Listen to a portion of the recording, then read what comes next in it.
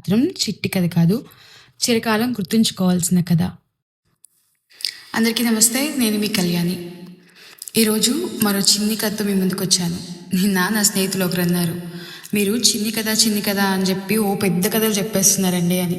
కానీ ఈరోజు చెప్పేది మాత్రం చిట్టి కథ కాదు, చిరకాలం గుర్తుంచుకోవాల్సిన కథ. ఒక వృద్ధుడు ఉండేవాడు. ఆ వృద్ధుడు దగ్గర 2 కుండలు ఉన్నాయి.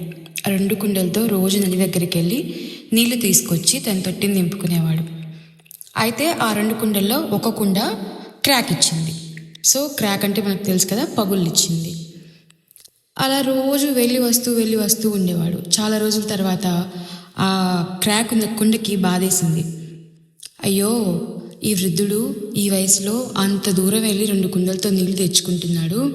నా పక్కన కుండేమో నిండుగా నీళ్ళతో వస్తుంది, నేనేమో అంత శ్రమపడి నీళ్ళు తీసుకొస్తే అందులో సగం దారిలోనే పారబోసేస్తున్నాను.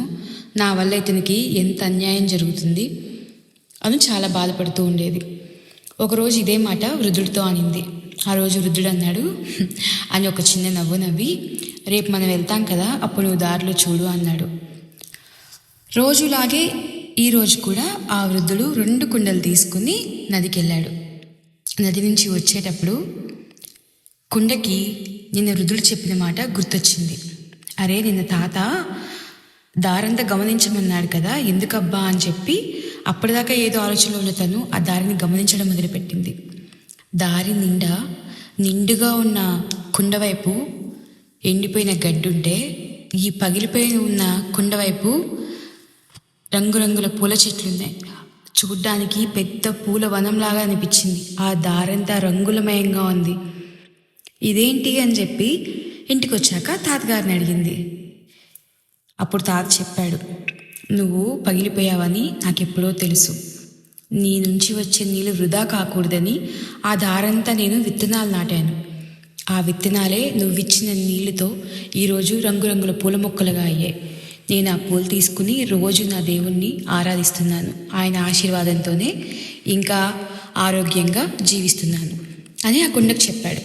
అప్పుడు ఆ కుండ అనుకుంది, అరే నిజమే కదా, ఇన్ని రోజులు నేను ఎవరికి పనికిరానేమో, నేను ఒక వ్యర్థమైన పదార్థాన్నేమో అని తనలో తను చాలా కుమిలిపోయింది.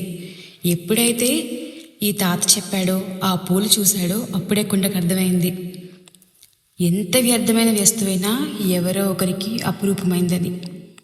తను పనికిరాను అనుకుంటే ఇంకొకరి జీవితంలో తన వల్లే ఆశీర్వాదం లభిస్తుంది అని తను రియలైజ్ అయింది. సరే, మనం ఎప్పుడు రియలైజ్ అవుతున్నాం? కుండే కాదండి, మనిషి అయినా సరే, ఎవరైనా సరే, ఎవరి లైఫ్లో ఎవరు కూడా వేస్ట్ కాదు, యూజ్లెస్ అస్సలు కాదు. మన జీవితంలో మనం ఎందుకు పనికిరాం అనుకున్నా కూడా ఎవరో ఒకరికి మనం చాలా ఇంపార్టెంట్ అయి ఉంటాం. వాళ్ళ కోసం మన లైఫ్ని ఖచ్చితంగా జీవించి తీరాలి. మనం ఎంత వేస్ట్ అనుకున్నా కూడా ఎవరో ఒకరికి మన వల్ల ఏదో ఒక ఉపయోగం ఖచ్చితంగా జరుగుతుంది. ఆ ఉపయోగం చేయడానికి మనం జీవించి తీరాలి. జీవితాన్ని ఆ పూలవనంలాగా మార్చుకోవాలి.